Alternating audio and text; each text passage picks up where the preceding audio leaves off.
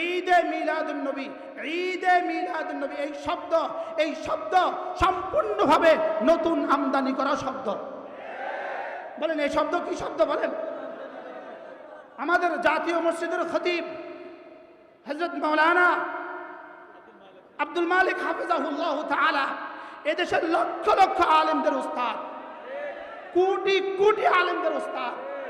আমাদের মতো মুশতাকুন নবী আমরা যারা আছি, আমাদের মতো মানুষগুলো তার সামনে দুজানু হয়ে বসে এক পৃষ্ঠা পড়ার যোগ্যতা কমপক্ষে আমার নাই, আমাদের মতো মানুষগুলোর নাই।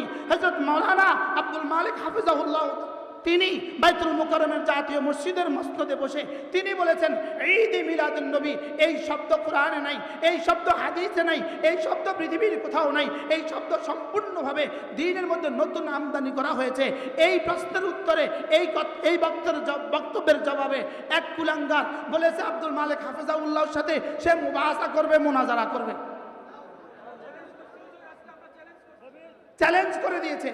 আমরা তার চ্যালেঞ্জ গ্রহণ করলাম। আমি আদনা মুশতাকুন নবী তৈয়ার আছি।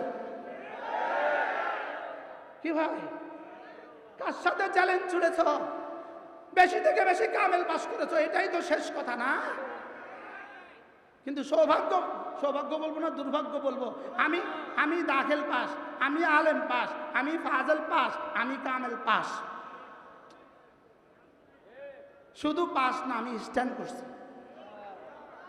আমি কিন্তু সুন্নি হুজুর, 100% সুন্নি হুজুর।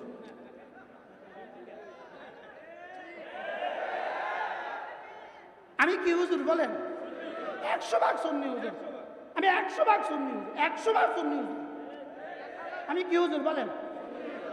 আমি 100%, আমি কামেল পাস, আমি কামেল 100, আমি স্ট্যান্ড করছি কামেলে, আমি ফাজল স্ট্যান্ড করছি, আমি দাখিল আলমে ফার্স্ট ক্লাস পাইছি, আমি কামেল মাসাল মুহাদ্দিস ছিলাম। তা আমি সুন্নি, কি বললে সুন্নি হওয়া যায়? আমাদেরকে একটু কষ্ট না, কি বললে সুন্নি হওয়া যায়? মনে বুঝেন না। যদি কামেল পাস করলে সুন্নি হওয়া যায়, তো আমি তো কামেল পাস। মনে আনিস কি পাস? জোরে কয় না। মনে আমজাদ কি পাস? আমরা তো সব কামেল পাস। তো কি পড়লে সুন্নি হওয়া যায়?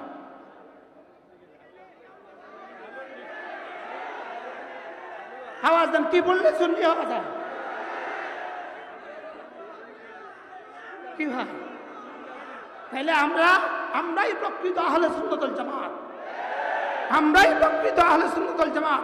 মান আলাইহি ওয়া আসহাবি, আল্লাহর রাসূল বলেন, আমি এবং আমার সাহাবারা যে আদর্শের উপরে আছে, এই আদর্শের উপরে যারা থাকবে তারাই আহলে সুন্নাত ওয়াল জামাত, তারাই আহলে সুন্নাত ওয়াল জামাত, তারাই সুন্নি, তারাই মুমিন, তারাই মুসলিম। আর যদি এই আদর্শের উপরে না থাকে, দাবিদার, এরা সুন্নি নামের ভুয়া সুন্নি দাবিদার। এরা কি বলেন? এরা কি দাবিদার? এরা দাবিদার না আসল সুন্নি? বলেন এরা কি? এরা দাবিদার আসল সুন্নি আমরা, আহলে সুন্নাত ওয়াল জামাত, আসল আহলে সুন্নাত ওয়াল জামাত আমরা উলামায়ে দেওবন্দ আসল আহলে সুন্নাত ওয়াল জামাত। বলেন উলামায়ে দেওবন্দ, আমরা উলামায়ে দেওবন্দ। আমাদের নেতৃবৃন্দের, আজকের বিএনপির নেতৃবৃন্দ আছেন, আপনাদেরকে আমরা ছোট্ট ক্ষুদ্র বলতে চাই, আগামী বাংলাদেশে আপনারা আমাদেরকে ভুলে যাবেন না, আমাদের রক্ত আপনারা ভুলবেন না। শেষ লোকমাতে পেট ভরে না, শেষ লোকমাতে পেট ভরে না। শুধু জুলাই আগস্টের কুরবানি দ্বারা বাংলাদেশ স্বাধীন হয় নাই, 16 বছরের কুরবানি দ্বারা বাংলাদেশ স্বাধীন হয়েছে। শেষ লোকমা দ্বারা পেট ভরে না। কোনো গাছ কাটতে গেলে শেষ কুফে গাছ পড়ে না, শেষ কুফে গাছ পড়ে না। প্রথম দিন থেকে শেষ পর্যন্ত যত কুফ আছে সবগুলোই সমানভাবে অংশীদার। শেষ লোকমায় পেট ভরে না, প্রত্যেকটা লোকমা সমানভাবে অংশীদার। এজন্য 16 বছরে আমাদের রক্ত ভুলা যাবে না, 16 বছরে উলামায়ে দেওবন্দের রক্ত ভুলা যাবে না, 16 বছরে হেফাজতে ইসলাম বাংলাদেশের রক্ত ভুলা যাবে না, আমাদের জেলের জুলুম ভুলা যাবে না, জেলের আয়না ঘরের কান্না ভুলা যাবে না, আমাদের হাত পা করা, হাতে কড়ি লাগানো আর পায়ে কড়ি লাগানো ভুলা যাবে না। যদি কেউ উলামায়ে দেওবন্দের সাথে গাদ্দারি করে, যদি কেউ উলামায়ে দেওবন্দকে ভুলে যায়, যদি কেউ কাউরি মাদ্রাসার সূর্য সন্তানদেরকে ভুলে যায়, সে আবার ইতিহাসে রাস্তা করে নিক্ষিপ্ত হবে।